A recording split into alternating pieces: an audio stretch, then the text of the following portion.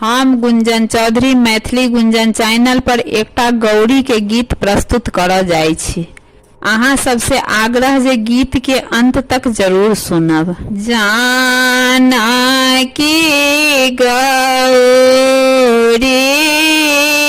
आराधला मनसा धला हे आहे चला हो निकुंज बना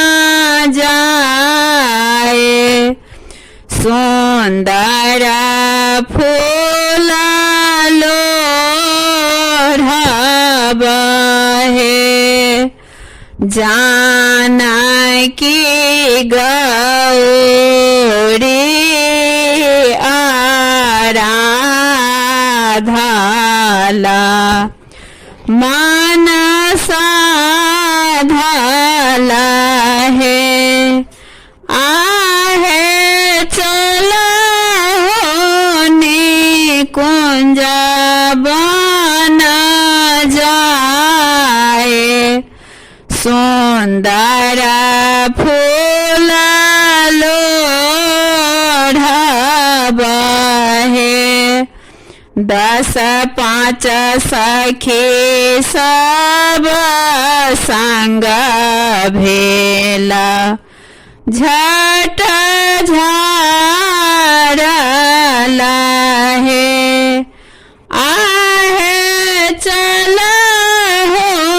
निकुंज बना जाए सुंदर फूल लोढ़ब हे साजी भरी फूल लोढ़ला किछु तोड़ला हे आहे पड़ला खाना मुख दृष्टि मनाही लजाए लहे आहे पड़ला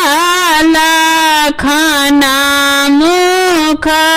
दृष्टि मनाही लजाए लहे गौरी पूजिए बड़ा मांगला किछु मांगला गौरी पूजिए बड़ा मांगला किछु मांगला आहे बड़ा भेटला श्री राम देवरा बाबुल छुमान हे आहे बड़ा भेटला श्री राम देवरा बाबुल छुमान हे जानकी गौरी आराधला मनसा धला हे आहे चला हो निकुंज बना